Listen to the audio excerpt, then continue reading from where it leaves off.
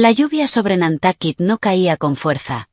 Más bien lloraba en una fina niebla fría que se filtraba en tu abrigo negro y se te metía en los huesos. Era el clima perfecto para el funeral del abuelo Arturo.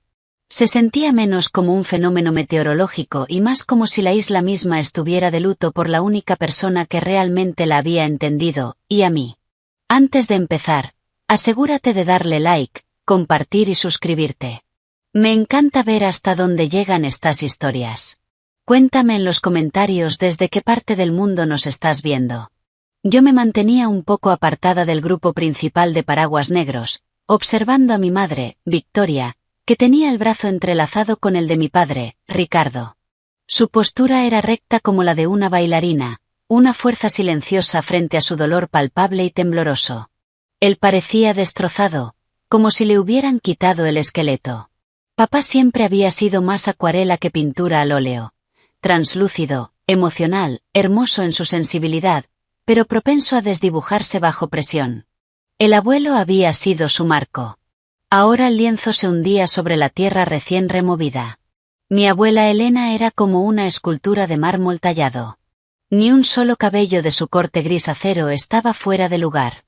Sus lágrimas, si había derramado alguna, habían sido un asunto privado y eficiente, ya concluido. Escuchaba, impasible, mientras el pastor hablaba en tono solemne sobre una vida bien vivida. A su lado, mi tío Tomás asentía, con una expresión perfectamente calibrada de gravedad. Su hijo, mi primo Bruno, parecía aburrido, revisando el reflejo de su teléfono en la punta pulida de su zapato. Le encantaba este lugar, murmuró papá, con la voz espesa. Decía que la sal en el aire te mantenía honesto. Lo hace, respondí en voz baja. A los 15 años ya era demasiado grande para que me tomaran de la mano, pero me acerqué un poco más, dejando que mi hombro rozara su brazo. Yo había amado al abuelo con una intensidad que incluso a mí me sorprendía. Era la única otra persona en la familia que no hablaba en subtextos emocionales, sino en términos claros y prácticos. La recepción después, en la enorme casa de verano revestida en madera que había pertenecido a la familia Westerly durante 3 generaciones, fue donde empezó la verdadera actuación. El aire estaba cargado con el aroma de lirios caros y perfumes aún más caros. Banqueros, industriales de vieja escuela y damas de sociedad hacían chocar sus copas de cristal con el mejor whisky del abuelo. Sus murmullos eran un zumbido bajo de nostalgia y cálculos disfrazados. Yo iba a buscar una soda para mamá cuando escuché la voz de Elena, afilada como un trozo de hielo, desde la puerta de la biblioteca. Por el amor de Dios, Ricardo, compórtate. La gente está mirando. Me asomé. Papá estaba junto a la gran chimenea, mirando un retrato del abuelo cuando era joven. Tenía los ojos enrojecidos. Es mi padre, dijo, ahogado. ¿No puedo extrañarlo? Extrañarlo es una cosa. Hacer un espectáculo de tu debilidad es otra. La mirada de Elena lo recorrió con un desprecio tan habitual que parecía tener textura propia. Arturo construyó un imperio desde un muelle y 2 barcos pesqueros. Era un león. Tú pintas cuadros bonitos. Tu esposa baila. No es lo mismo. Nunca lo será. Entonces apareció mamá. Una fuerza silenciosa y elegante. No dijo nada. Simplemente tomó la mano de papá y entrelazó sus dedos. No fulminó a Elena con la mirada. Solo la observó, con una calma firme e inquebrantable en sus ojos color avellana. Eso fue suficiente. Los hombros de papá, que estaban encorvados, se enderezaron apenas un poco. La tristeza no desapareció, pero se mezcló con algo más, una chispa de fuerza recordada. Los labios de Elena se tensaron. Sentimentalismo. Eso es lo que les pasa a ambos. El sentimentalismo no paga las cuentas ni impone respeto. Se dio la vuelta y caminó hacia Tomás, que ya estaba rodeado de hombres, riendo fuerte y dándoles palmadas en la espalda. Más tarde esa noche, cuando los últimos invitados se habían ido en sus autos, terminé vagando hacia el estudio del abuelo. La puerta estaba entreabierta. El cuarto aún olía a él, cuero, tabaco de pipa, el único vicio que Elena nunca logró quitarle, y papel viejo. Esperaba encontrarlo vacío. No lo estaba. ¿Tampoco puedes dormir, chica? Di un salto. El abuelo estaba sentado en su sillón de cuero junto a la ventana oscura. Parecía un fantasma envuelto en una bata a cuadros. Se veía más viejo que unos días antes, las líneas de su rostro más profundas. Abuelo, deberías estar descansando. El doctor dijo. El doctor trabaja para mí, gruñó, con una leve sonrisa. Entra. Cierra la puerta. Lo hice y caminé sobre la alfombra persa. Señaló el sillón frente a él. Me senté, sintiéndome pequeña entre las estanterías repletas y el globo terráqueo. ¿Los observaste hoy? Dijo. No es una pregunta. Sí. ¿Y qué viste? Dudé. Él siempre valoraba la honestidad. Vi buitres. Y vi a papá, roto. Y la abuela, solo estaba contando la plata. Una risa áspera escapó de él. Directa, igual que tu abuelo. Bien. Se inclinó hacia adelante, clavando en mí sus ojos azules. Tu padre, mi Ricardo, tiene el corazón de esta familia. Ve belleza donde los demás ven números. Tu madre es su ancla. Le dio el valor para ser suave en un mundo duro. Lo amo por eso. Pero esta familia, este negocio, ahora necesita otro tipo de fuerza. La que tiene tu tío Tomás. No pude ocultar mi escepticismo. El rostro del abuelo se ensombreció. Tomás tiene ambición. Tu abuela confunde eso con fuerza. No lo es. Es hambre, y es vacío. Ve el trofeo, no el juego. Y Bruno, negó con la cabeza. La manzana cayó directamente de una rama podrida, al barro. Su franqueza me sorprendió. Entonces, ¿quién? Pregunté sin pensar. Me miró durante un largo rato. Cuando tenía 6 años, me seguiste todo el día en el club náutico durante la regata. No hacías preguntas tontas. Observabas. Escuchabas. Luego me dijiste que el viejo Henderson no perdía por el ajuste de las velas, sino porque era demasiado tacaño para cambiarlas y contrataba tripulación por apariencia, no por habilidad. Lo había olvidado. Sentí un calor en el pecho. Tú ves el motor, Sage, dijo, usando mi nombre completo. No la pintura brillante. Ves el punto de tensión, el eslabón débil, el costo real. Tu padre ve el atardecer. Tomás ve el precio del yate.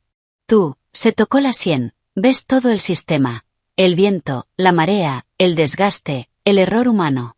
Ese es el don. Y también la maldición. Se recostó, suspirando.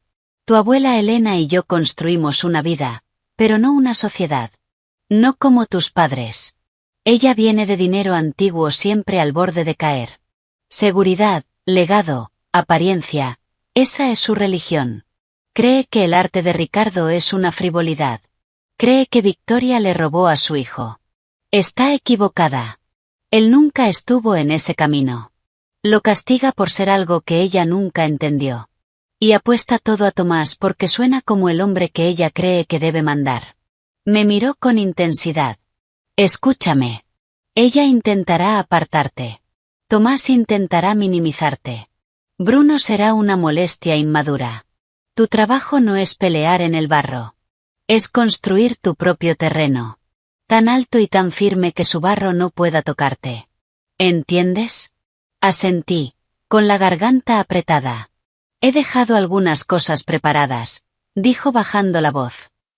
No para la familia. Para ti. Un fondo educativo. Intocable. Y cuando sea el momento, un pequeño capital para que empieces algo propio. Considéralo un adelanto de tu herencia. Abuelo, yo no. La verdadera herencia no es el dinero, interrumpió. Es la mirada. La capacidad de ver lo que viene. Te dejo el dinero porque eres la única que sabrá qué hacer con él. No le digas a nadie. Todavía no.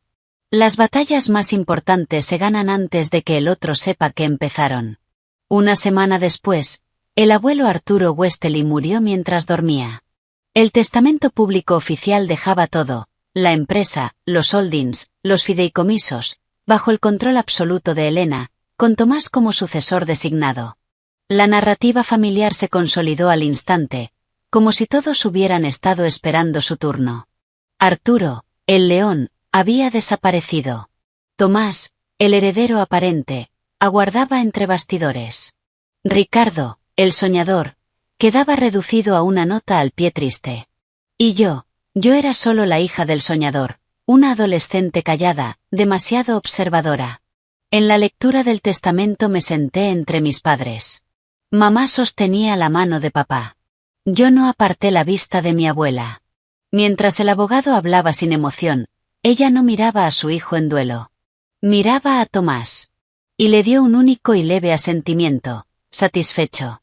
El viento había cambiado. La fortuna de los Weasley, y la familia que sostenía, ahora navegaban hacia un banco de niebla, con una mujer orgullosa y ciega al timón y un hombre hambriento trazando el rumbo. Y yo, Sage Weasley, me encontraba en una orilla lejana que apenas empezaba a formarse, una que ellos ni siquiera podían ver.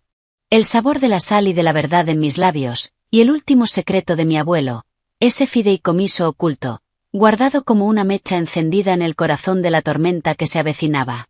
Mi primer movimiento con el capital semilla del abuelo no fue comprar acciones ni lanzar una aplicación. Fue contratar a una auditora forense. Discreta. Cara. Recomendada por el administrador de mi fideicomiso educativo secreto. Necesitaba entender el tablero antes de pisarlo. El informe que llegó a mi bandeja cifrada un mes después era una obra maestra de análisis frío y devastador. Weasley Enterprises, la empresa holding familiar, era una antigüedad hermosa y dorada, que estaba siendo devorada por termitas desde dentro. Los activos principales de manufactura, los que el abuelo había construido con sus propias manos, seguían siendo sólidos, pero pertenecían a una industria en declive. Los dividendos que generaban estaban siendo drenados para financiar dos cosas. Primero, el estilo de vida extravagante de mi abuela Elena, detallado en columnas escalofriantes de gastos, joyas, inversiones en arte cuestionables y una bodega de vinos descomunal. Segundo, las expansiones visionarias de mi tío Tomás. Me quedé mirando la pantalla en mi dormitorio de la universidad, en Stanford. Tomás había empujado a la empresa hacia desarrollos inmobiliarios en mercados saturados y había lanzado una marca de estilo de vida de lujo que perdía dinero sin parar. Había contratado consultores que le decían exactamente lo que quería oír. Los números contaban otra historia. Los números siempre lo hacen. Mi padre, Ricardo, recibía una asignación modesta de otro fideicomiso que el abuelo había creado para él, ligada a los dividendos. Era suficiente para vivir bien, pero era un hilo de agua comparado con la cascada que controlaban Elena y Tomás. Y a medida que la salud de la empresa se debilitaba, ese flujo se volvía cada vez más inestable. Algo se encendió dentro de mí. No era rabia. Era propósito. El abuelo no me había dado ese dinero para verlo crecer en un fondo común. Me lo había dado para construir. Cambié mi especialidad de economía a un programa diseñado por mí que combinaba ciencias de la computación y gestión de recursos sostenibles. Pasaba los fines de semana no en fiestas universitarias, sino en garajes de Mountain View y cafeterías de San Francisco, escuchando a ingenieras e idealistas presentar sus ideas. Usaba el dinero del abuelo, pero nunca su nombre. Allí, yo era solo Sage. Mi ventaja no era mi apellido. Era la mirada de la que él hablaba. Podía ver más allá de las demostraciones llamativas y detectar el código frágil. Podía ver la brecha en el mercado que la fundadora, enamorada de su propia tecnología, no percibía. Podía ver el desastre logístico disfrazado de innovación. Mi primera inversión fue un desastre. Una startup de baterías elegante que prometía el cielo. Perdí $50,000. Dolió. Fue un golpe profundo y humillante a mi confianza. Llamé a mi padre. No para pedir consejo. Solo para escuchar su voz. ¿Sabes, Sage? Me dijo, cálido al otro lado de la línea. El primer gran recital de tu madre se cayó en medio de una pirueta. Se desplomó en el escenario del Lincoln Center. Papá, lo siento, pero no veo qué tiene que ver. Los críticos, continuó con suavidad, dijeron que fue el momento más humano y vulnerable de la noche. Que hizo que la belleza que vino después fuera trascendente. tienes que caer para aprender a aterrizar, y a levantarte. Levantarse es el verdadero arte. No me pareció trascendente. Me pareció vergonzoso. Pero lo entendí. Analicé ese fracaso con la misma frialdad con la que había analizado los libros de Westley Enterprises. Me había dejado seducir por la promesa, no por la realidad. Había ignorado la mirada. La siguiente inversión funcionó. Una pequeña jugada de software, nada glamorosa, que optimizaba el uso de energía en microredes. La fundadora era una mujer áspera de Iowa, sin habilidades sociales y con una mente afilada como un bisturí.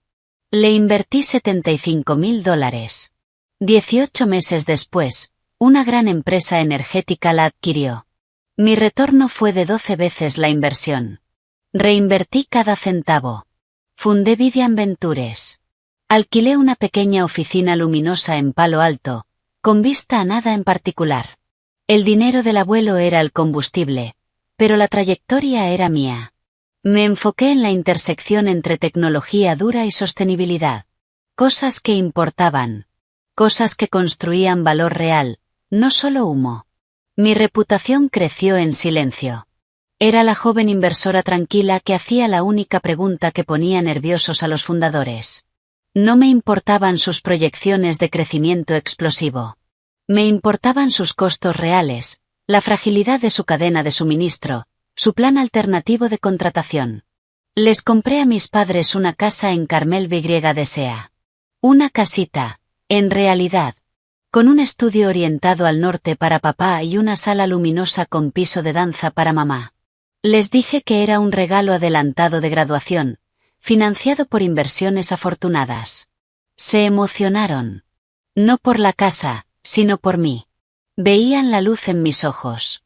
Esa energía enfocada que les recordaba al abuelo, aunque nunca lo dijeran. Ellos pusieron su energía en un pequeño centro comunitario de arte sin fines de lucro, financiado por la buena racha de Sage. Era su paraíso. Era mi ancla.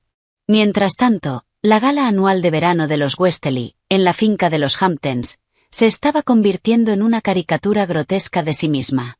Era el único evento al que no podía faltar. La única concesión que hacía por papá. Él aún esperaba, a su manera silenciosa, una tregua. El verano en que cumplí 21 años, la gala se sentía especialmente tensa. Tomás acababa de llevar a Westley Enterprises a una adquisición llamativa de una empresa boutique de yates eléctricos. Los comunicados de prensa estaban llenos de palabras como sinergia y legado que se encuentra con el futuro. Mi análisis decía otra cosa. Había pagado un 40% por encima del valor de mercado por una empresa con un sistema de baterías defectuoso y 3 demandas pendientes. Un trofeo. Hueco por dentro. Yo llevaba un vestido sencillo de seda azul marino, absurdamente caro. Una armadura. Estaba con mis padres junto a la piscina infinita, con una copa de agua con gas en la mano, observando el espectáculo. Bruno me encontró, como siempre. Estaba bronceado, más rubio, vestido con lino en un estilo despreocupado que seguramente había costado $5,000. Su sonrisa parecía ensayada frente al espejo. Sage, escondida otra vez con los artistas, ya veo, dijo, dándole una palmada a mi padre. Tío Ricardo, ¿sigues pintando esos lindos paisajes marinos? Creo que vi uno en el baño de invitados. Le da un toque agradable. La sonrisa de papá fue tensa. Me alegra que le guste a alguien, Bruno. Oh, sí, claro que sí. Bruno volvió su atención hacia mí. ¿Y tú? La errante de Silicon Valley. ¿Cómo va eso? ¿Qué era? ¿Entrega de comida vegana para erizos? Infraestructura sostenible, Bruno, respondí, con la voz plana. Pero la idea de los erizos tiene potencial. Los nichos suelen ser los más fuertes. Parpadeó, sin saber si lo había insultado. Claro, suena pintoresco. Papá acaba de cerrar lo de Marlin Yachts. 20 millones. Una empresa de verdad, construyendo cosas reales. No solo unos y ceros en la nube. Señaló con orgullo hacia Tomás, que reía demasiado fuerte junto al bar. Eso es legado. Agallas. Visión. No estar programando en pijama. Algo dentro de mí, un hilo tensado durante años, terminó de estirarse. Se rompió. No fue el insulto hacia mí. Fue ese desprecio constante, esa condescendencia eterna hacia mi padre, que seguía soportándolo todo por una paz que nunca llegaba. Di un sorbo lento a mi agua.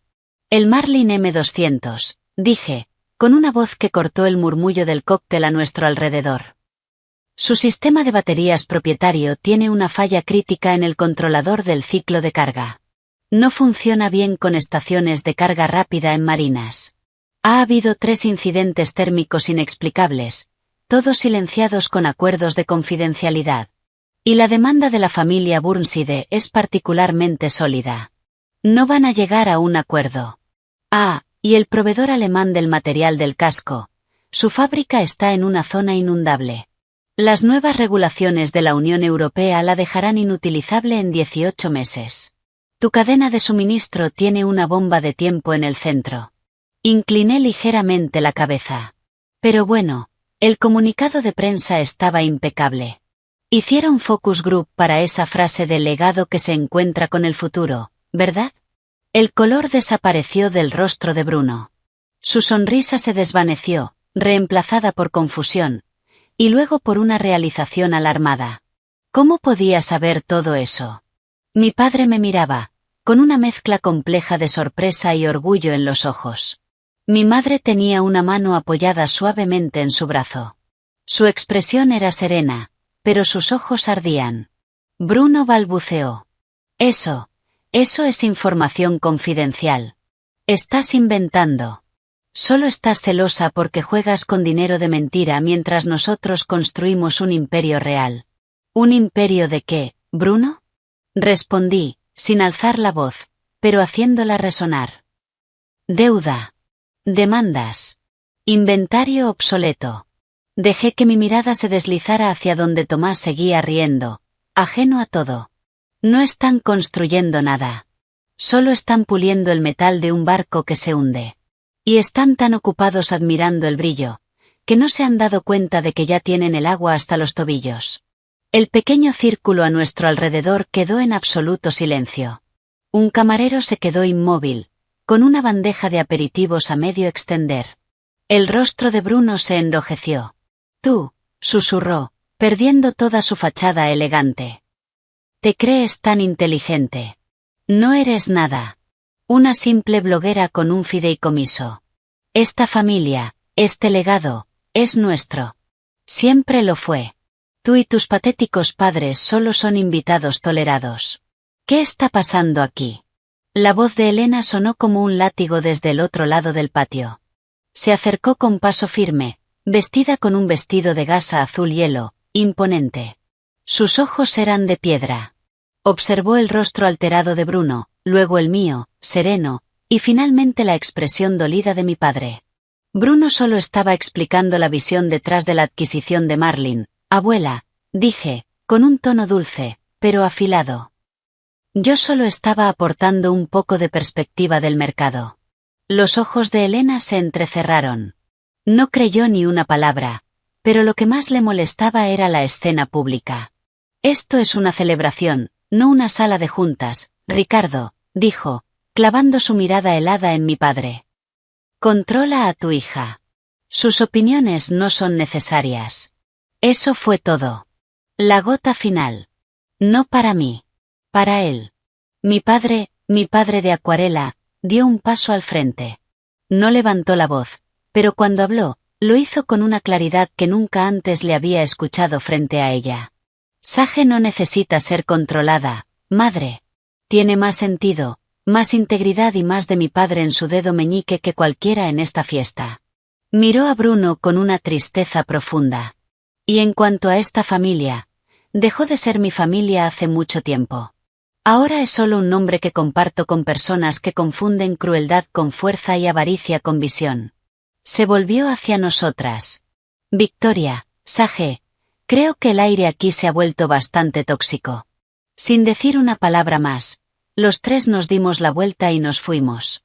Atravesamos el silencio atónito, Pasamos junto a los invitados boquiabiertos y salimos de aquella fiesta brillante y vacía. No volvimos a la casa de invitados. Fuimos directo al coche que había alquilado, condujimos hasta el aeropuerto y esa misma noche volamos de regreso a California. En la cabina, a 10.000 metros de altura, mi padre finalmente dejó caer las lágrimas. Eran silenciosas, limpias.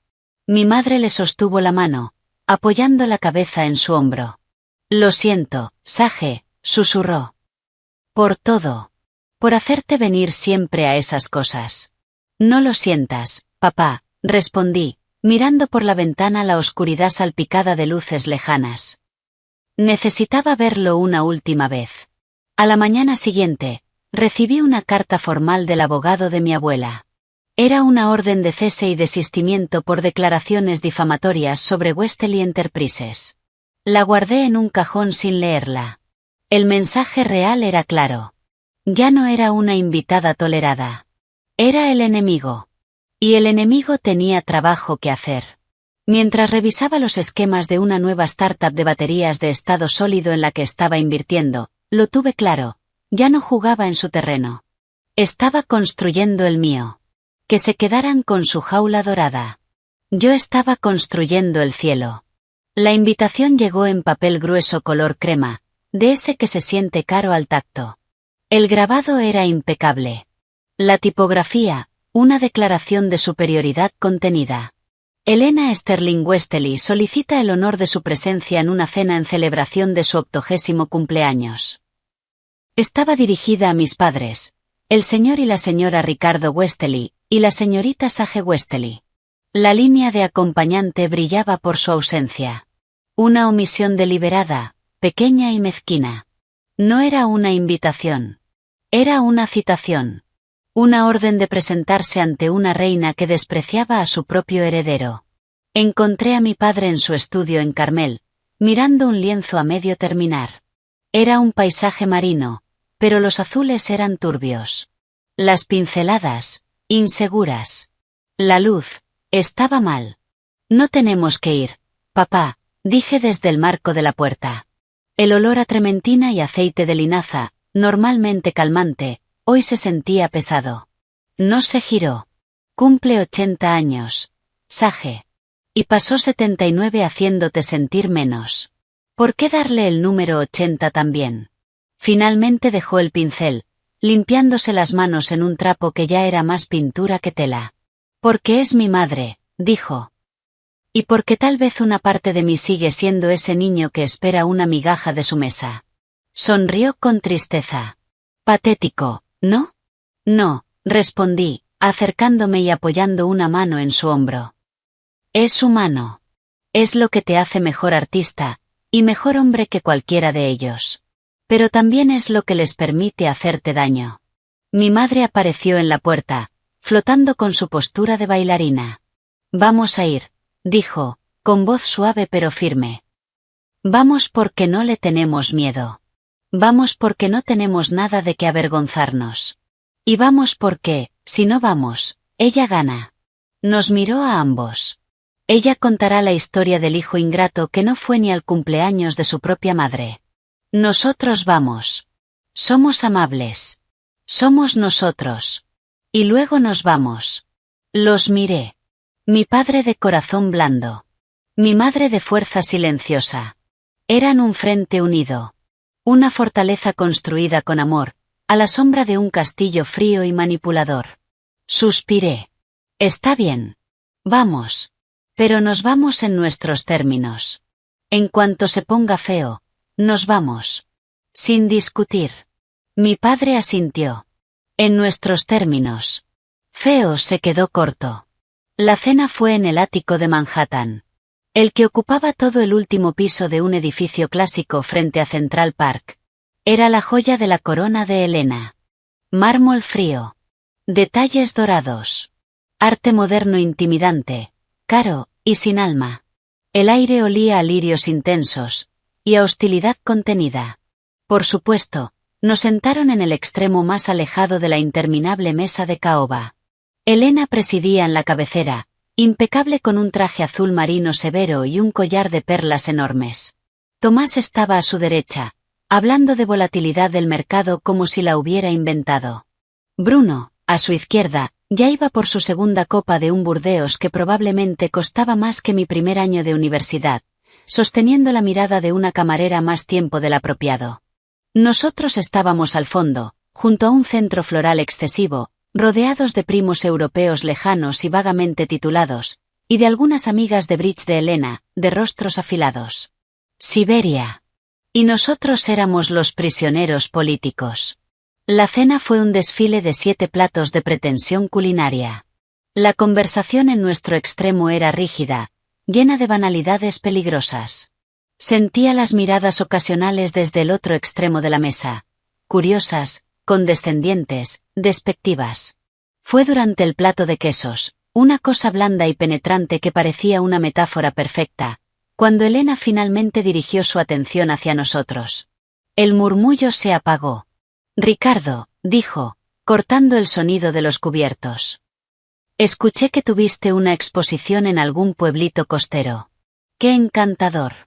¿Vendiste algo? ¿O fue más bien una donación al centro comunitario local? Algunas risitas serviles recorrieron la mesa. Los nudillos de mi padre se tensaron sobre el tenedor. Fue bien recibida, madre. Estamos construyendo una comunidad artística real allí. El programa de alcance de Victoria para jóvenes en riesgo, repitió Elena, interrumpiendo como si la palabra misma le resultara amarga. Juventud. Una inversión volátil.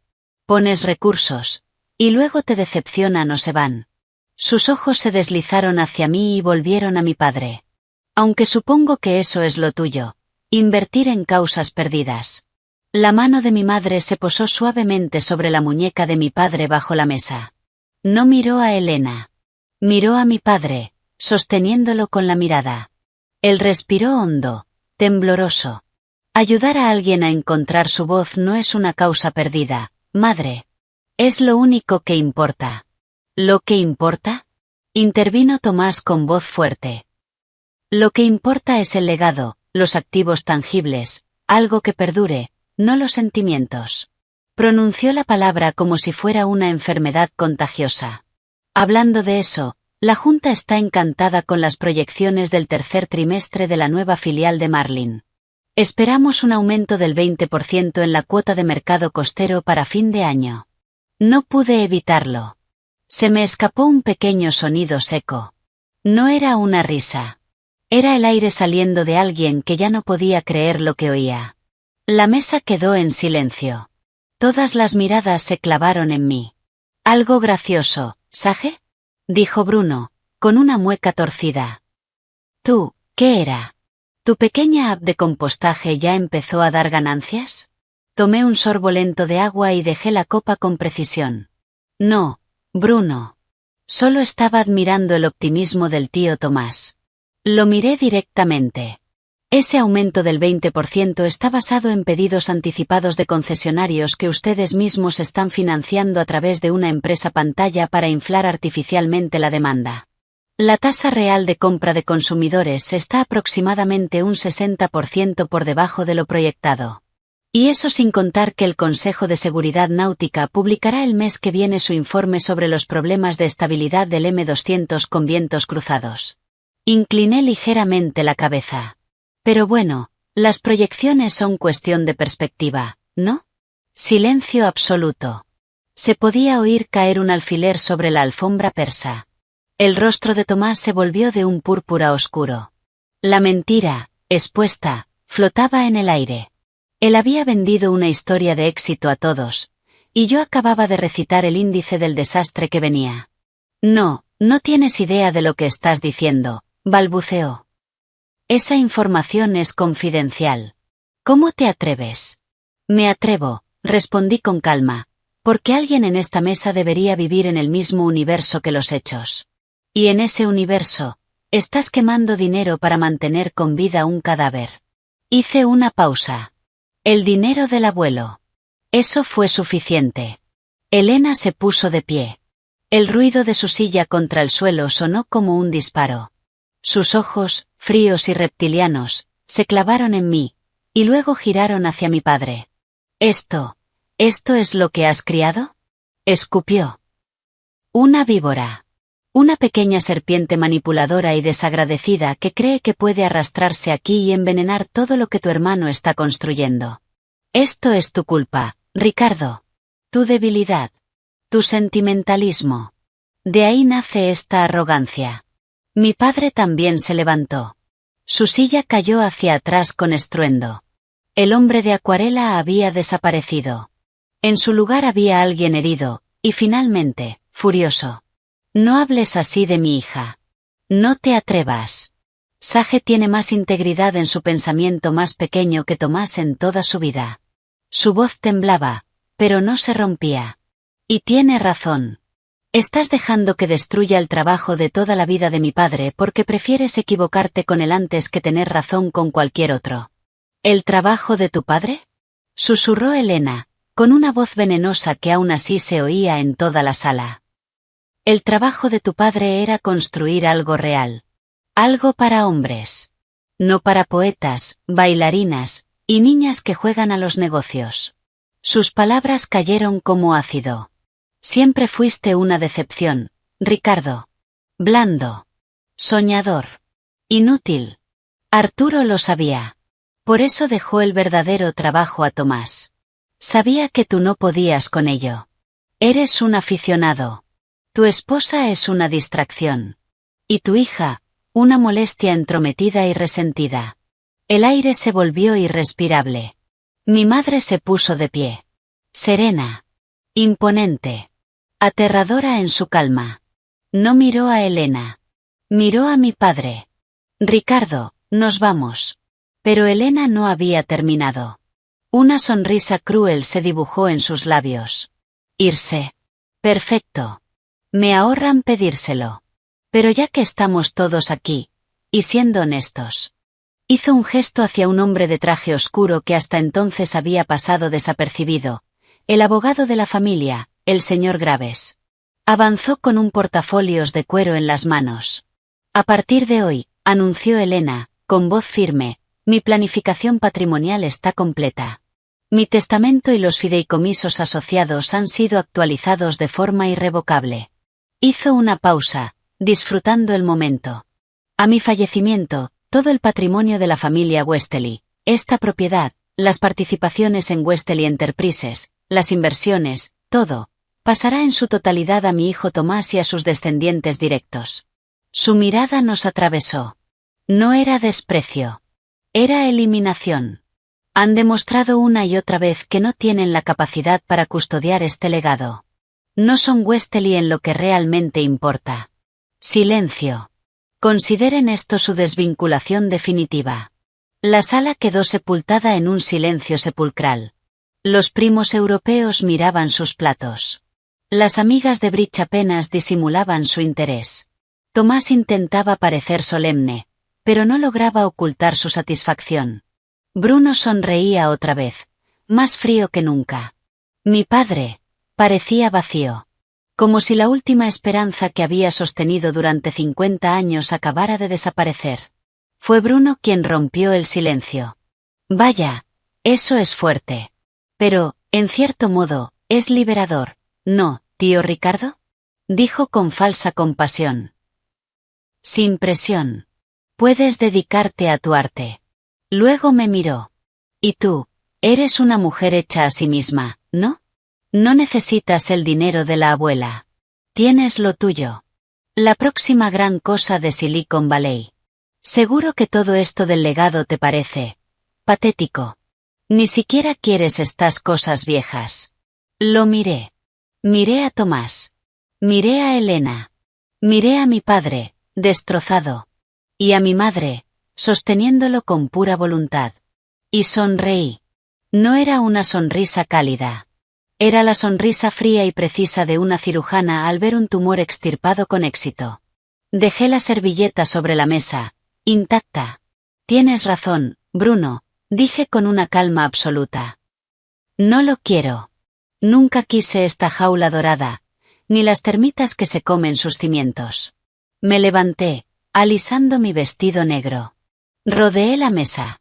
No hacia la puerta. Hacia Elena. Me detuve a unos pasos de ella. Lo suficientemente cerca para ver las grietas bajo su maquillaje, y la fría satisfacción en sus ojos. No levanté la voz. Estás cometiendo un error, Elena. No por dejarnos fuera, sino por creer que lo que le estás dando a Tomás es un legado, y no una carga. Por creer que el dinero es lo mismo que la fuerza.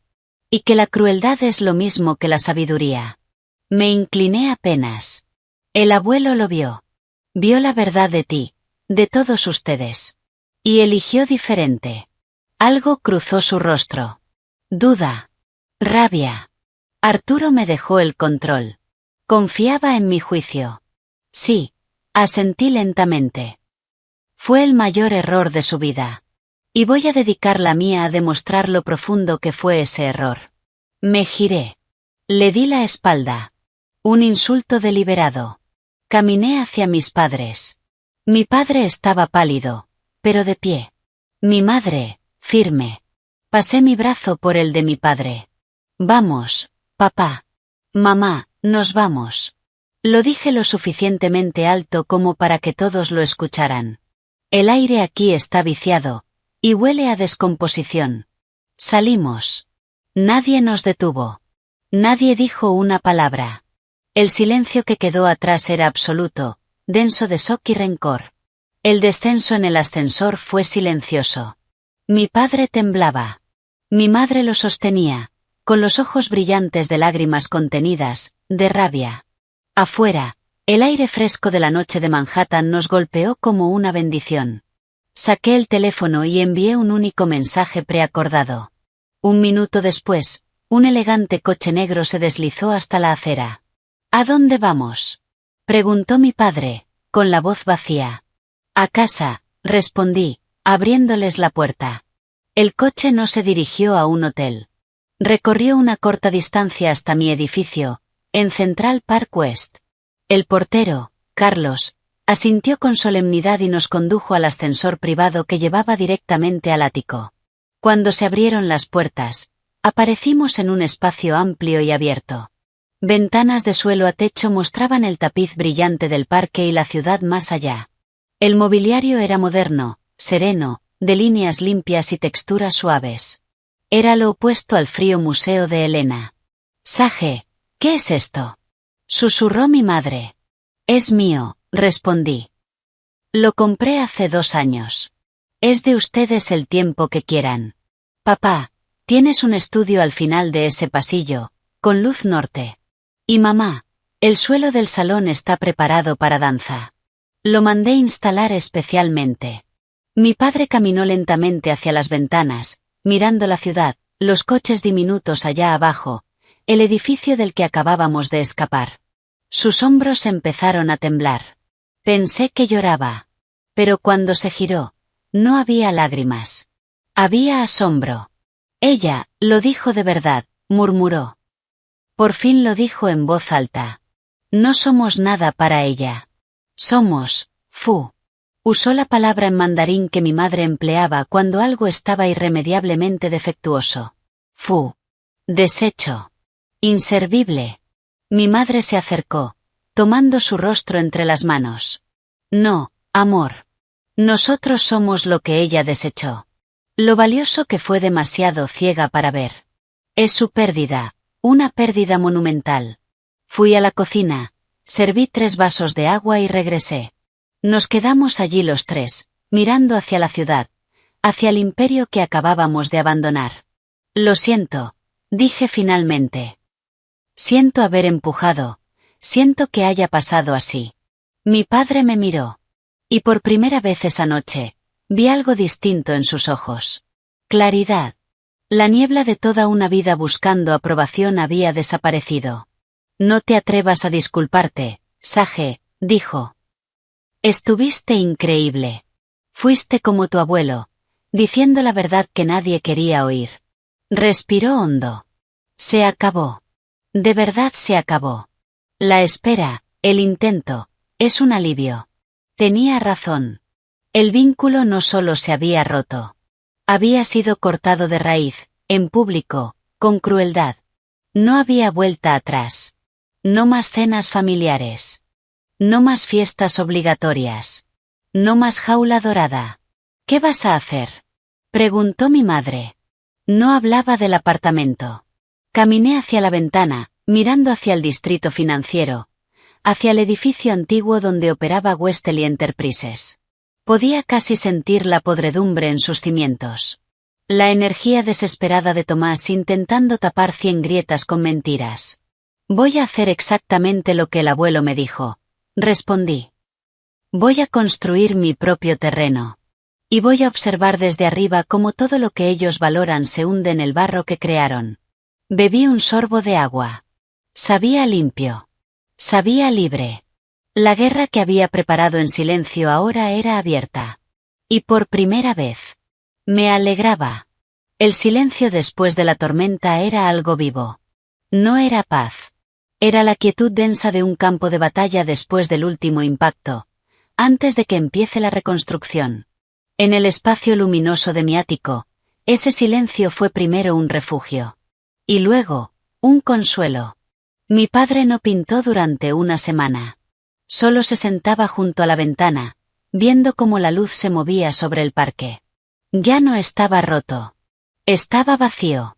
Como si una parte de él, la que llevaba décadas esperando un amor que nunca llegaría, simplemente se hubiera apagado. Agotada. Mi madre era su ancla. No lo presionaba. Le llevaba té. Leía en silencio. O simplemente se colocaba detrás de él, apoyando las manos sobre sus hombros. Se comunicaban sin palabras. En gestos. En silencios compartidos. En el lenguaje de dos personas que habían construido un mundo propio. Yo les di espacio. Tenía el mío. Vidian Ventures ya no era una startup prometedora. Era una fuerza. La confrontación en la cena, y la ruptura definitiva, habían liberado algo en mí. Una energía intensa y enfocada. Ya no solo estaba construyendo terreno. Estaba levantando una fortaleza. Mis días eran una cadena de llamadas, reuniones y análisis profundos. Invertí en una startup de captura de carbono fundada por 2 graduadas de Caltech, implacables, que hablaban en ecuaciones y pensaban como generales. Lideré una ronda de inversión en Austin para una mujer que revolucionó el almacenamiento de baterías a gran escala con un diseño tan elegante que hacía parecer obsoletos a los competidores. Mis retornos empezaron a convertirse en leyenda, en ciertos círculos. Pero me mantuve en la sombra. Para el mundo, yo era Sage. Un nombre en artículos técnicos. Una silueta. El apellido Westerly. Era un fantasma que no pensaba revivir.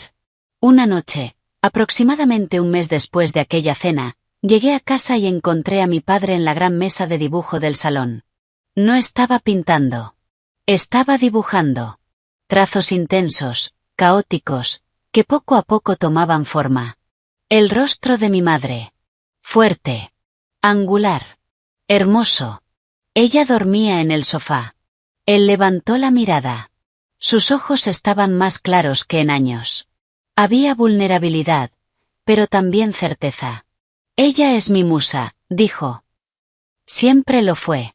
Pero durante años intenté pintar para ellos. Para la aprobación de mi padre, para algo que mi madre considerara digno. Sonrió levemente. Eso lo volvió todo. Correcto. Y correcto. Es solo otra forma de decir muerto. Volvió al dibujo. Esta rabia, este dolor, esta libertad, tienen forma. Color. Creo que necesito pintarlo. Mi madre abrió los ojos. Había escuchado todo. No dijo nada. Solo sonrió. Una sonrisa llena de amor, y de triunfo. Ese fue el comienzo. Lo que el mundo del arte llamaría después la etapa de la jaula dorada de Ricardo Westerly nació en ese ático. Lienzos enormes, turbulentos. El pan de oro agrietado sobre paisajes de belleza dolorosa. Cadenas delicadas hechas de luz, pero imposibles de romper. No eran cuadros fáciles. No eran bonitos. Eran extraordinarios. Y mi madre, imperturbable, canalizó su propio cambio en acción. Volvió a enseñar. No en una academia prestigiosa, sino en un centro comunitario en Harlem. Trabajaba con jóvenes que nunca habían visto ballet. Con personas mayores que querían recuperar el movimiento. Todo financiado por una fundación que yo había creado discretamente a su nombre. Encontraron un loft vacío en el distrito de Meatpacking. Juntos construyeron el Centro Aria, una organización sin fines de lucro dedicada a hacer el arte y la danza accesibles. Era un lugar vibrante, ruidoso, hermoso en su caos, el polo opuesto del ático estéril e intimidante de Elena.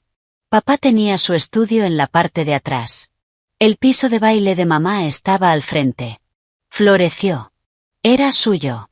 Era real. Yo iba siempre que podía. El olor a pintura, resina y esfuerzo honesto era un bálsamo. Me sentaba al fondo de una clase, viendo a mi madre, una mujer de más de 50 años, moverse con una gracia que podía romperte el corazón, corrigiendo con paciencia el torpe plie de una adolescente. O me quedaba en el estudio de mi padre, rodeada de salpicaduras de pintura, mientras me mostraba una obra en proceso, con los ojos brillando con una pasión que antes solo había vislumbrado. Nos hizo un favor, ¿sabes? Me dijo una vez, limpiándose las manos en un trapo. Tu abuela. Al dejarnos fuera de forma tan limpia, tan cruel, nos liberó. Éramos fantasmas en esa familia. Habitábamos habitaciones en las que nunca fuimos bienvenidos. Ahora estamos vivos. Mientras tanto, en el universo paralelo de lo que quedaba del clan Westerly, se estaba cosechando algo muy distinto. Yo seguía de cerca la situación. No por sentimiento. Por estrategia. Tenía una analista junior en Vidian, una mujer brillante y discreta llamada Chloe, cuyo trabajo poco convencional era monitorear la información pública sobre Westerly Enterprises y sus principales subsidiarias. No era difícil. Las grietas que yo había visto, ahora eran cañones. Tomás, envalentonado por la bendición de su madre y libre de cualquier control real, se lanzó a gastar sin freno, disfrazándolo de crecimiento agresivo. Compró una cadena en quiebra de tiendas deportivas de lujo para sinergizarla con la marca de yates Marlin. Lanzó una fallida división de viajes de aventura a medida. Cada movimiento era llamativo. Cada comunicado estaba lleno de palabras vacías. Y cada informe trimestral, enterrado en documentos regulatorios, mostraba pérdidas más profundas. Estaba usando el flujo de caja menguante de las antiguas divisiones de manufactura del abuelo, el dinero real, para tapar el agujero negro de sus proyectos visionarios. Elena, aislada en su ático y en su certeza, era su principal facilitadora. Exigía el estilo de vida de una emperatriz caída, donaciones a causas que garantizaban su nombre en las páginas sociales, renovaciones constantes de propiedades, adquisiciones de arte que, como decía mi padre con una risa amarga, eran ostentosas, sobrevaloradas y vacías. El dinero se gastaba como si fuera infinito. Bruno, por supuesto, era el príncipe perfecto de ese reino vacío. Le habían dado un título ambiguo de vicepresidente de desarrollo de negocios y una cuenta de gastos inflada, que usaba para moverse entre Miami, Saint Bart y Aspen, publicando imágenes cuidadosamente seleccionadas de una vida financiada por una empresa en crisis silenciosa. Sus redes sociales eran un monumento a la inconsciencia. La llamada inevitable llegó un martes por la tarde. Estaba en mi oficina revisando un informe cuando mi celular vibró con un número desconocido de Nueva York. Sage Westerly, respondí, con tono neutral. Señorita Westerly, soy Martin Finch. La voz era mayor, tensa, familiar. Martin Finch había sido el director financiero del abuelo durante 30 años. Un hombre preciso como un ábaco y leal a la antigua. Se había quedado por respeto a la memoria de Arturo. Hablábamos ocasionalmente. Siempre en confidencia. Era mi señal de alerta. Martín, ¿cuánto tiempo? No lo suficiente, dadas las circunstancias, respondió en voz baja. Estoy llamando desde un teléfono público. Están monitoreando las líneas de la empresa, especialmente la mía. Un escalofrío me recorrió la espalda. ¿Qué tan grave es? Suspiró. La cadena de tiendas deportivas está al borde de la quiebra. La división de viajes ha consumido todo su capital en 6 meses. La subsidiaria Marlin. Sage, esas demandas de las que hablaste, Se están resolviendo por cifras que harían llorar a cualquiera. Y el defecto de diseño es sistémico. Están preparando un retiro silencioso del producto que costará decenas de millones más. Me recliné en la silla, mirando una gaviota girar sobre la bahía. ¿Y las divisiones principales? Las plantas industriales, la logística, las están exprimiendo hasta secarlas. No hay mantenimiento. La gente clave se está yendo. La moral es inexistente. Tomás habla de optimización. En realidad, son ventas desesperadas y despidos. Hizo una pausa. Tu abuela aprueba todo. Cree que es una caída temporal del mercado. Cree que el carácter Westerly nos salvará. Otra pausa. No hay carácter, Sage. Solo negación. Y una montaña de deuda disfrazada de activo. ¿Por qué sigues ahí, Martín? Pregunté. Silencio. Le hice una promesa a tu abuelo. Cuidar esto mientras pudiera. Pero creo que ya no puedo hacer más. La junta está llena de personas que solo dicen que sí. Los auditores son complacientes. Estoy preparando mi renuncia. No voy a firmar los próximos estados financieros. No puedo. Sería fraude. Su integridad, en medio de ese entorno, me impactó. ¿Y qué harás? Retirarme. Estar con mis nietos. Dormir tranquilo. Otra pausa. Él lo vio, ¿sabes? Tu abuelo. Me dijo una vez, Martín, lo único que temo es que mi legado se convierta en un ataúd para las personas equivocadas. Creo que era una advertencia, y fallé. No, dije con firmeza. Te mantuviste. Luchaste. Eso es lo que él habría valorado. Envíame tu carta de renuncia antes de presentarla. Tendrás una oferta de Vidian al día siguiente. Un rol como consultor. El triple de salario. Ayúdame a construir algo que no necesite sostenerse con mentiras. Se quedó en silencio tanto tiempo que pensé que la llamada se había cortado. Tú sí tenías la mirada, dijo finalmente. Gracias, Sage. Estaré en contacto. La llamada terminó. El canario no solo estaba enfermo. Había abandonado la mina. El colapso ya no era cuestión de sí, sino de cuándo. Y cuando llegó el detonante, fue puro Tomás. Desesperado por mostrar fortaleza, atraer a algún inversor salvador o al menos retrasar a los acreedores, decidió organizar una fiesta. No cualquier fiesta. Una gala legado Westerly en el Plaza, 2 noches antes de Acción de Gracias. El tema era literal, el regreso a la gloria. La lista de invitados era un quién es quién de la vieja élite de Nueva York. Banqueros, abogados e industriales que habían hecho negocios con Arturo, que recordaban la época dorada de la empresa. Era un intento descarado de explotar la reputación de un hombre muerto.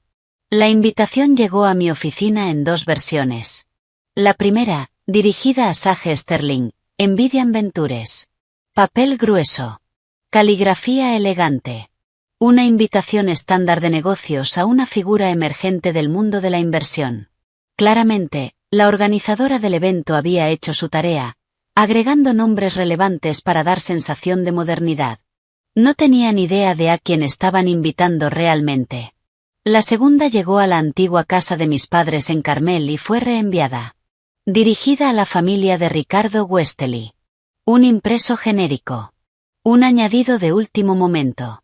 Un intento cínico de mostrar una familia unida, o de restregarnos el evento en la cara. La mezquindad me dejó sin aliento. Sostenía ambas invitaciones en mis manos, sentada en mi escritorio, mirando la ciudad brillar en el atardecer de otoño. La ironía era tan intensa que casi tenía sabor. La hija exiliada, invitada como figura destacada. El hijo rechazado, invitado como decoración. El intercomunicador sonó.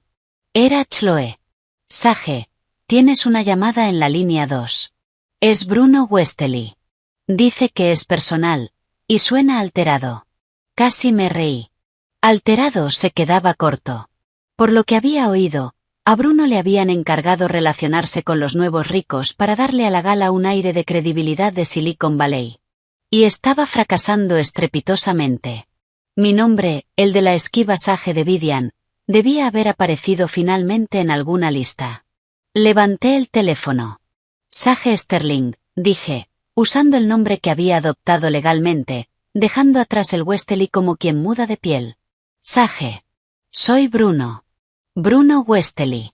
Su voz sonaba forzada, intentando ser cercana y cayendo en algo parecido a un vendedor desesperado. Sé quién eres, Bruno, respondí, con tono plano. Claro, claro. Escucha, seguro ya viste el revuelo por la gala Legado Westerly en el Plaza. Un evento enorme. De primer nivel. Mi padre está haciendo todo lo posible para celebrar la recuperación de la empresa. ¿Recuperación? Repetí, dejando la palabra suspendida. Sí, nuevos contratos, nueva energía. Es un nuevo capítulo. En fin, estamos contactando a líderes innovadores, gente influyente. Queremos tender un puente entre la industria tradicional y las nuevas ideas. Nos encantaría que vinieras como invitada, como colega influyente. Casi pude imaginarlo haciendo una mueca al decir colega influyente. Qué considerado, respondí, seca. Sí, recibí una invitación. Perfecto. Entonces, ¿vendrás? La esperanza en su voz era casi patética. Dejé que el silencio se alargara. Revisaré mi agenda, Bruno. Vivian está bastante ocupado. Estamos cerrando un nuevo fondo. Que mi asistente te confirme. Un nuevo fondo. Eso es genial. Oye, quizás podríamos hablar en el evento. Ver si hay sinergias. Westerly tiene muchos activos históricos que podrían aprovecharse en nuevos modelos. Estaba recitando un guión. Daba vergüenza ajena. Veré qué puedo hacer. Adiós, Bruno. Colgué antes de que pudiera seguir. Giré la silla, mirando las dos invitaciones sobre el escritorio. Una era una entrada al mayor espectáculo de todos. Al desmoronamiento final de un mito familiar. La otra era una bofetada.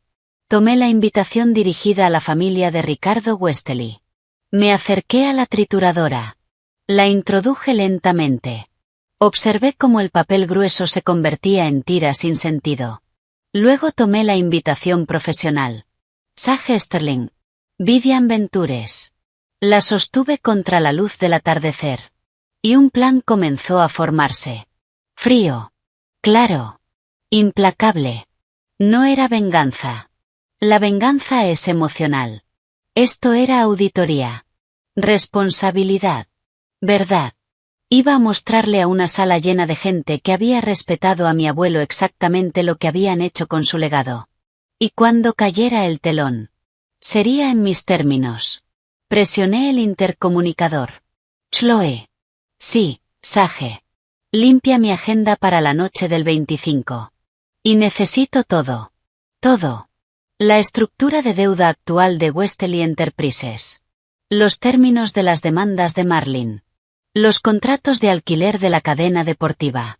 Y los nombres de todos los acreedores e inversores importantes que asistirán a la gala del Plaza. Quiero un dossier. Simple. Claro. Demoledor. Hubo un segundo de silencio. ¿Es para evaluar una adquisición? Sonreí apenas. Llámalo diligencia debida, de carácter personal. El juego había cambiado. Ya no se trataba de evitar el barro. Se trataba de verlos ahogarse en él. Y mostrarle su reflejo en el último momento. Asistiría a la gala Legado Westerly. No como la nieta rechazada. No como alguien que suplica. Sino como la persona más poderosa de la sala. Y llevaría pruebas. La noche de la gala llegó envuelta en una llovizna fría de noviembre que cubría Manhattan con reflejos fragmentados. Desde la ventana del coche, el Hotel Plaza parecía un enorme pastel de bodas iluminado. Un monumento a una fantasía dorada. El escenario perfecto para el espectáculo desesperado de Tomás. Yo llevaba armadura. No literal. Un vestido de seda plateada, simple, pero devastador. Color dinero. Color sombra. Mis únicas joyas eran unos pendientes de diamante que habían sido de mi madre y el reloj de platino que mi abuelo me regaló a los 16 años. Para saber cuándo entrar y cuándo salir, me había dicho. Llevaba el cabello recogido con elegancia severa. No parecía una socialité. Parecía lo que era. Una CEO. Una fuerza. Mi teléfono vibró.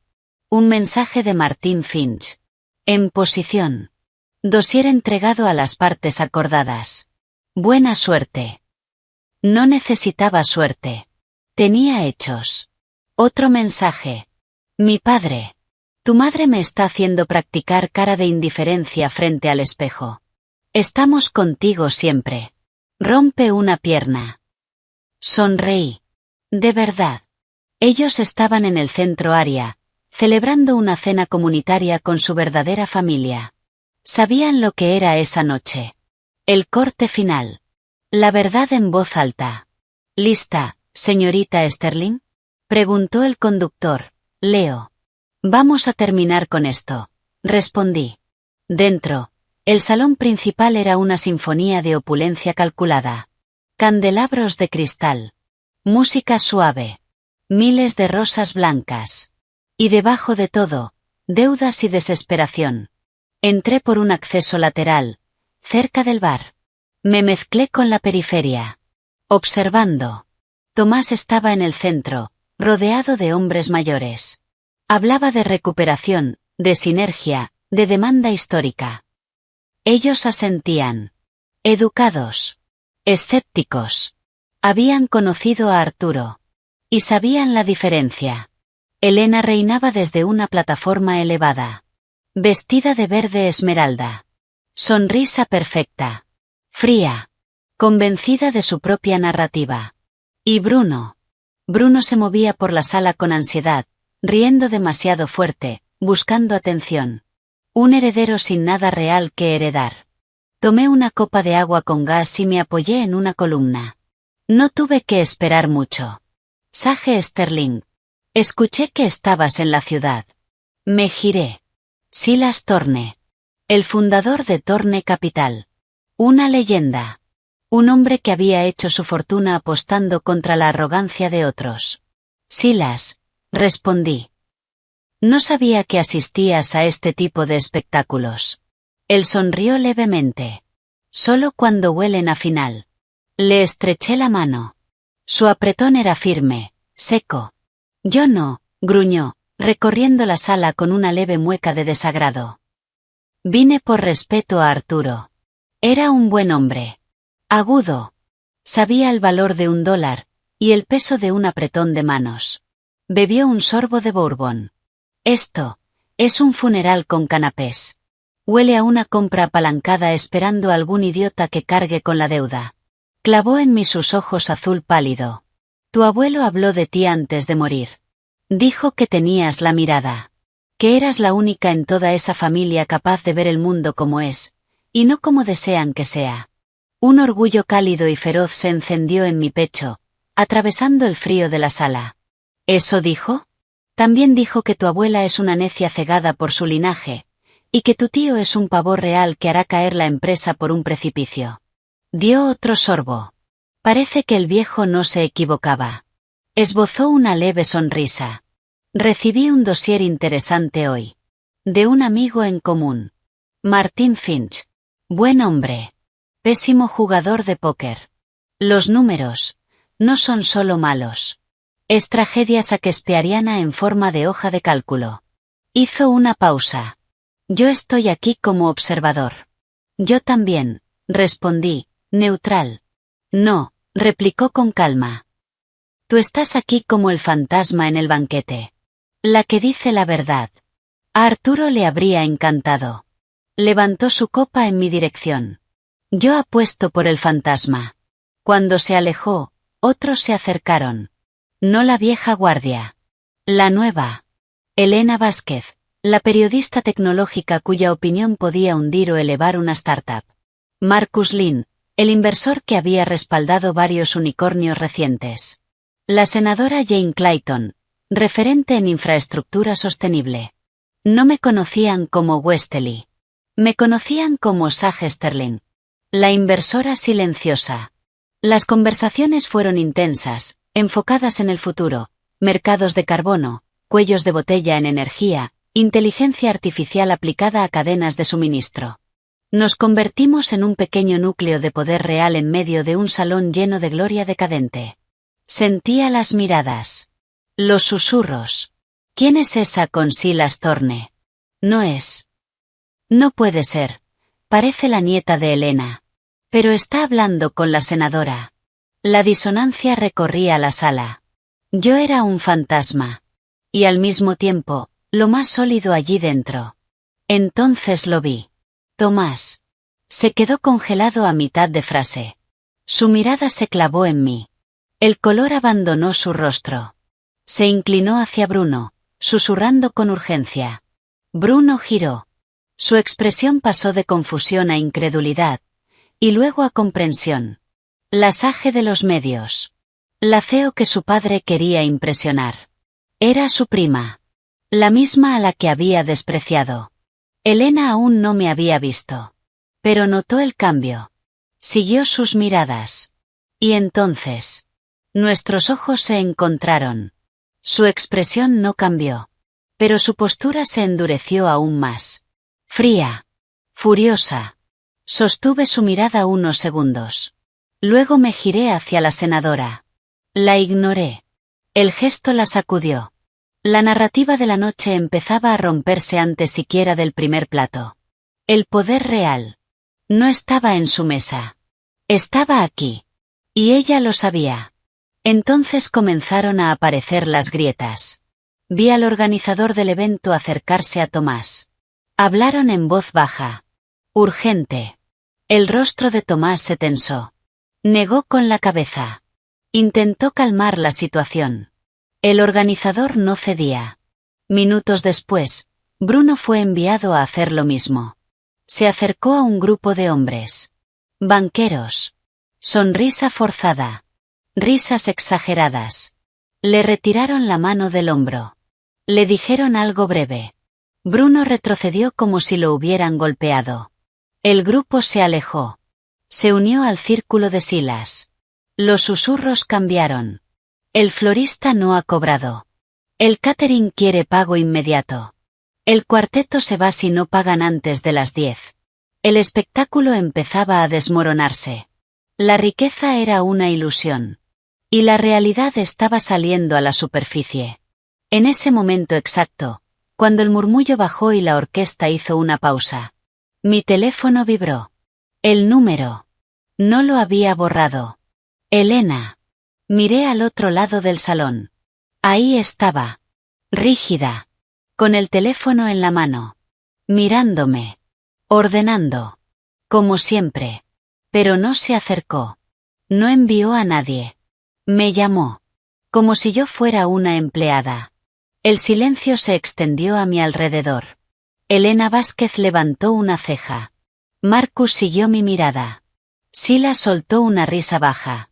Dejé que sonara 3 veces. Saqué el teléfono lentamente. Lo levanté. Lo suficiente para que los cercanos vieran la pantalla. Respondí. Altavoz. No demasiado alto. Pero lo suficiente. No dije nada. Esperé. La voz de Elena sonó. Fría. Autoritaria. Sage, ¿dónde estás? Te veo cerca del bar. Deja de perder el tiempo y ven ahora mismo. Silencio. Observé a Tomás acercarse a ella, desesperado. Sabía lo que iba a pasar. Elena, respondí finalmente, con voz clara. ¿Qué necesitas? Usé su nombre. Directo. Un golpe. No me hables así, replicó. Los asociados de tu tío están siendo complicados. Hay un problema con la cuenta final. El encargado no coopera. Vas a venir ahora mismo a recepción y vas a pagar el saldo pendiente. Usa tu tarjeta de empresa. Es lo mínimo que puedes hacer dadas las circunstancias. Las circunstancias. Años de desprecio. Reducidos a una factura. Tomás intentaba quitarle el teléfono. Mamá, por favor, cuelga. Ella lo ignoró. Di un paso adelante. Quería que todos vieran esto. Acerqué el teléfono. ¿Pagar la cuenta? Repetí, dejando que el silencio se cargara. La sala entera estaba pendiente. Conversaciones muertas. Miradas fijas. Camareros inmóviles. Esperé. Dejé que la tensión creciera. Vi a Bruno, deseando desaparecer. Podía ver a Tomás pálido, sudando. Podía ver a Elena, y por primera vez, un destello de duda bajo su rabia. Entonces sonreí. No era una sonrisa cálida. Era la sonrisa de una cirujana haciendo la primera incisión perfecta. «Oh, Elena», dije, alzando la voz con una claridad tranquila pero devastadora que se extendió por todo el salón. «No has entendido». Di un paso más. El sonido de mis tacones sobre el mármol resonó en el silencio absoluto. «La cuenta de esta noche», continué, dejando que mi mirada recorriera la sala. La de las flores, la orquesta, el champán que nadie está bebiendo. Volví a fijar los ojos en ella. Esa es la cuenta más pequeña e irrelevante de esta sala. Hice una pausa. Un murmullo empezó a crecer, pero hablé por encima. La cuenta real, dije, bajando ligeramente la voz, obligándolos a escuchar, es la que lleva años acumulándose. Por la arrogancia. Por el despilfarro. Por convertir el trabajo de toda una vida de mi abuelo en proyectos vacíos y estatus sin sustancia. Tomás dejó escapar un sonido ahogado. Sage, por Dios, este no es el lugar. Es exactamente el lugar, Tomás, lo corté. Esta sala está llena de las personas a las que intentas engañar. Las que necesitas que te rescaten. Miré a los banqueros. Merecen saber lo que están comprando. O mejor dicho, lo que no están comprando. Me giré hacia la sala. Busqué miradas. Periodistas. Inversores. Viejos socios de mi abuelo. Mi abuelo, Arturo Westerly, construyó una empresa basada en integridad, esfuerzo y productos que funcionaban. Lo que tienen delante esta noche no es un legado. Hice una pausa. Es una liquidación. Se escuchó un murmullo más fuerte. La adquisición de Marlin, dije, mirando directamente a un grupo de banqueros. La demanda histórica es una ficción. Los pedidos están inflados con empresas pantalla financiadas con el propio dinero de Westerly. Las demandas son reales, y están a punto de hundirlo. Giré hacia otro grupo. La cadena deportiva. Contratos firmados en centros comerciales muertos. Sin tráfico. Sin futuro. Otro paso. La división de viajes de lujo ha quemado 18 millones en 6 meses. Silencio. Ingresos. Cero. La sala estalló en ruido. Tomás gritaba. Pero ya no tenía control. Elena permanecía de pie. Rígida. Pero en sus ojos. Por primera vez. Realidad. Alcé la voz por encima del caos. Los activos reales de Westerly, las fábricas, la logística, lo que mi abuelo construyó, están siendo drenados para financiar esto. Esta ilusión. Respiré. La cuenta de todo eso ya existe. Está en los informes. En la renuncia de su director financiero. En los bancos que pronto reclamarán sus préstamos. Di un último paso. Quedé casi en el centro del salón. Miré a Elena. Me llamaste aquí para pagar una cuenta, dije, ahora en voz baja, pero afilada. Pero llamaste a la persona equivocada. Pausa. No soy tu asistente. No soy tu cajero automático. Me giré. Le di la espalda. Me dirigí a todos. Soy Sage Sterling. Silencio absoluto. Mi abuelo vio la verdad. Vio la decadencia. Y en su último acto, no invirtió en el pasado. Invirtió en el futuro. Hice una pausa. En mí. Miré por encima del hombro. Elena. Tomás. Bruno. La cuenta de esta noche, la de años de fracaso, la de este desastre. Respiré. Y dejé caer la última frase. No está a mi nombre. Silencio total. Está a nombre de ustedes. Nada. Ni un sonido. Ni un movimiento. Solo la verdad suspendida en el aire. Y luego. Caos. Tomás gritando. Periodistas grabando. El gerente del hotel acercándose con seguridad. Los viejos aliados de mi abuelo marchándose. Elena. Inmóvil. Vacía. Su mundo. Derrumbado. No esperé. Ya había terminado. Guardé el teléfono. Asentí levemente a Silas. Una sonrisa breve a la senadora. Y caminé hacia la salida. Sin mirar atrás. Tenía una familia. Una real. Esperándome. Afuera, el aire frío de noviembre era limpio. Libre. La jaula dorada. Estaba vacía. Y yo no volvería jamás. El silencio en el coche era profundo. Pero no vacío. Era el silencio después de una sinfonía. Leo me miró por el retrovisor. Parece que fue una gran fiesta, señorita Sterling. La invitada de honor no apareció, respondí. Apoyé la cabeza. Un temblor recorría mi cuerpo. No de miedo. De liberación. La verdad no suele ser bienvenida en una mentira. ¿A dónde vamos? Pensé un segundo. El ático no era hogar. No esa noche. Al centro área. Y rápido. El trayecto fue un borrón de luces. Mi teléfono no dejaba de vibrar. Llamadas. Mensajes. Periodistas. Un mensaje de voz de Tomás que borré en segundos. Silencié todo. Solo quería llegar. El centro área brillaba cálido en la noche. Se escuchaba música. Risas. Vida. Empujé la puerta. Y el contraste fue inmediato. Mesas largas. Comida casera. Niños corriendo. Personas riendo. Real. En una esquina, mi padre mostraba un cuadro a un adolescente, apasionado. Y en el centro, mi madre.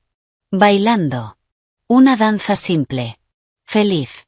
Con el señor Henderson, un jubilado de 80 años y alumno fiel del centro. Y en ese momento entendí. Eso sí era un legado. Ella sonreía radiante, con las mejillas encendidas de felicidad pura. La intensidad elegante que había mostrado antes se había transformado en una alegría abierta, luminosa. Eso era el legado. No mármol ni hipotecas. Sino esa conexión humana, desordenada y hermosa. Esa creación. Mi padre fue el primero en verme. Su rostro, iluminado por el placer de explicar su arte, se suavizó en una expresión de amor y alivio tan profundo que sentí un nudo en la garganta. Se disculpó con el joven y vino hacia mí, envolviéndome en un abrazo que olía a trementina y especias de acción de gracias. Vimos las noticias en el teléfono, murmuró. ¿Estás bien? Estoy perfecta, susurré. Y por primera vez en toda la noche. Era verdad. Mi madre llegó flotando hacia nosotros, atravesando el caos alegre con su gracia de bailarina. No preguntó. Me miró. Asintió. Bien, dijo. Ahora ven a comer. La señora García trajo tamales que te van a cambiar la vida. Durante las siguientes 2 horas me dejé desaparecer en ese calor. Comí en un plato de papel. Reí con chistes malos. Escuché a una chica tímida recitar un poema que había escrito en el taller de mi padre. Observé a mis padres en su lugar natural.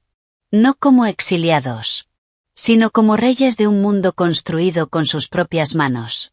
El contraste con el espectáculo vacío que acababa de dejar atrás era abrumador. Más tarde, cuando casi todos se habían ido y estábamos los 3 lavando platos en la pequeña cocina, mi teléfono vibró. Era una llamada que no podía ignorar. David Chin. El especialista en reestructuración que había contratado hacía un mes. Para exactamente este escenario. Me sequé las manos y fui al estudio de mi padre. David. Es una masacre, Sage. Controlada. Pero una masacre. Su voz era fría, precisa. El vídeo de la gala está en todas partes. Elena Vázquez ya publicó su artículo. Un castillo de naipes se derrumba. Citó todo lo que dijiste. El mercado los va a devorar mañana. Pero más importante, los acreedores están en pánico. Ya recibí llamadas del banco principal. ¿Y quieren hablar conmigo? Sí. Porque eres la única persona que entiende los activos reales. Y porque gracias al informe de Martin Finch saben que llevas tiempo diciendo la verdad. Te ven como la única opción para rescatar algo. Hizo una pausa. Quieren discutir una reestructuración previa a la quiebra. Con Vidian como comprador principal de los activos viables. Miré el cuadro en el caballete de mi padre. Azules oscuros. Oro quebrado. Una línea blanca atravesándolo todo. No me interesa comprar ruinas, David. Yo construyo. Lo sé, respondió. Pero esto no es sentimental. Es matemático. La división industrial sigue siendo rentable. El software logístico tiene base sólida. Si tú no lo haces, alguien más lo comprará barato, despedirá a todos y lo desmantelará. Pausa. Tú puedes salvar lo que vale la pena. Dar una salida digna a los empleados. Y dejar morir lo demás. Tenía razón. No se trataba de salvar Westley, sino de hacer una cirugía. Salvar lo sano. Eliminar lo corrupto. Organiza la reunión, dije. Pero con mis condiciones. Te escucho. Transparencia total. Auditoría independiente. Indemnización para todos los empleados afectados, financiada antes que los acreedores cobren. Y el nombre Westley desaparece. Silencio breve. Será el acto más brutalmente compasivo que hayan visto, dijo. Colgué. Volví con mis padres. Estaban sentados juntos, compartiendo un trozo de tarta. Los bancos quieren que limpie el desastre, dije. Mi padre frunció el ceño. No tienes que hacerlo, Sage. No es por ellos, respondí. Es por la gente que aún está ahí. Lo miré. La empresa murió hoy. Pero puedo evitar que arrastre a otros con ella. Pausa. Y puedo enterrar el nombre para siempre. Mi padre tomó la mano de mi madre. Durante años cargué ese nombre como una carga, dijo. Luego quise demostrar que lo merecía. Ahora veo que solo era eso, un nombre. Miró a su alrededor. El legado no es el nombre. Es esto. Apretó la mano de mi madre. Haz lo que tengas que hacer. Y dejemos de vivir entre fantasmas. Las semanas siguientes fueron intensas. Reuniones. Negociaciones. Salas frías. Con David a mi lado, desmantelamos Westley Enterprises con precisión quirúrgica. La caída fue rápida. La cotización se detuvo. Se declaró la quiebra. Los titulares hablaban del fin de una dinastía. Yo no di entrevistas. Solo un comunicado. Vidian evalúa ciertos activos por su valor estratégico y humano. Esto no es sobre el pasado. Es sobre el futuro. El día en que el tribunal aprobó la venta final, recibí un paquete. Una caja sencilla. Dentro, envuelta en papel, había una brújula de latón. Vieja. Rayada. La aguja temblaba, pero apuntaba al norte. Había una nota. Él la llevaba siempre. Querría que la tuvieras. Aún marca el camino. La sostuve. Pesaba. No era la empresa. Era dirección. Ese era el verdadero legado. Quedaba una última cosa. El ático de Elena. Se vendería para pagar deudas. Fui sola. El edificio estaba en silencio. El ascensor subió sin ruido. Las puertas se abrieron. El lugar estaba vacío. Cubierto con sábanas. Sin arte. Sin vida. Frío. Ella estaba allí. De pie frente a la ventana. Más pequeña. Más frágil. Sin joyas. ¿Viniste a disfrutarlo? Dijo, sin girarse. No, respondí. Vine a cerrar un ciclo. Se dio la vuelta. Ya no había arrogancia. Solo cansancio. Lo destruiste todo. El trabajo de tu abuelo. La miré. No, Elena, dije con calma. Tú y Tomás hicieron eso, dije con calma. Yo solo encendí la luz para que todos vieran las ruinas. Di un paso adelante. Intenté advertirte aquella noche. Dijiste que era veneno. Nos humillaste delante de todos. La miré. Se humillaron ustedes mismos. Yo solo traje al público. Otra pausa. La venta de este apartamento se cerrará la próxima semana. Lo que quede después de los bancos irá a un fideicomiso para ti. Será suficiente para vivir cómodamente. No como antes, pero cómodamente. Un destello de su antiguo orgullo apareció. No quiero tu caridad. No es caridad, respondí. Es lo último que queda del dinero del abuelo. Lo único que tú y Tomás no lograron destruir. Considéralo su último regalo. La sostuve con la mirada. Una prisión cómoda, construida por ti misma. Se estremeció como si la hubiera golpeado. Tomás y Bruno recibirán lo que quede. Que no es mucho. Tendrán que trabajar. Breve silencio. Será una experiencia nueva. Respiré. Sobrevivirán. Pero el mundo que construiste para ellos, ese mundo de privilegios sin mérito, ya no existe. Murió con el abuelo. Solo lo mantuviste congelado, pagando para sostener algo muerto. Ella me miró. Y por un instante. No vi a un monstruo. Vi a una mujer vieja. Asustada. Que apostó todo a la idea equivocada de lo que era la fuerza, y perdió. No sentí satisfacción. Solo una pena profunda. Él te amaba, dijo de repente, en un susurro. Arturo. Creía que tú eras todo. Tragó saliva. Fue lo único en lo que discutimos de verdad. Quería cambiar el testamento al final. Dejarte a cargo. No lo permití. Le dije que destruiría a Tomás. Le dije que no era lugar para una mujer. Soltó una risa rota. Pensé que estaba salvando a la familia, y estaba firmando su sentencia. Ahí estaba. La raíz de todo. No solo maldad, sino una forma de ver el mundo, rígida, limitada.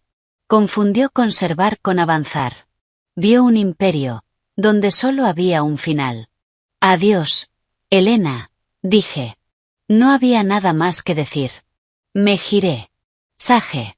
Su voz me detuvo. No me volví. Tu padre. Ricardo, ¿es feliz? Pensé en él. En la pintura en su cabello. En su mirada viva. En cómo miraba a mi madre. En el centro área lleno de vida. Sí, respondí. Es profundamente feliz.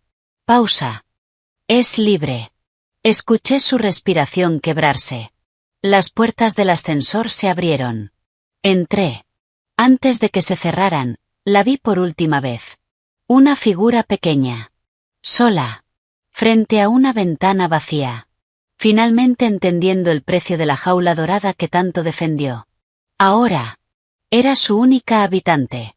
Semanas después, una noche fría de diciembre, estaba en la terraza de mi ático. La ciudad brillaba abajo. Dentro, sonaba un nocturno de Chopin. Mi padre daba los últimos toques a un cuadro. Mi madre leía, tranquila. Mi teléfono vibró. Un correo de David. Todo había terminado. Los activos vendidos. La división de Toledo integrada. Los empleados retenidos con mejores condiciones. El centro área había recibido una donación importante. El nombre Westley. Eliminado. Borrado. Se acabó. Mi madre salió con una taza de té. Se colocó a mi lado. Hoy se han ido muchos fantasmas, dijo. No eran fantasmas, respondí. Solo peso. Me sentía ligera. ¿Y ahora qué? Preguntó. Bebí el té. Pensé en la brújula sobre mi escritorio. Siempre apuntando al norte. Lo mismo de siempre, dije. Construir. No para demostrar nada. No para luchar. Solo para crear algo real. Algo que dure. Ella sonrió. Apoyó la cabeza en la mía. Tu abuelo estaría orgulloso. Pausa. No del imperio, de quien lo reconstruyó.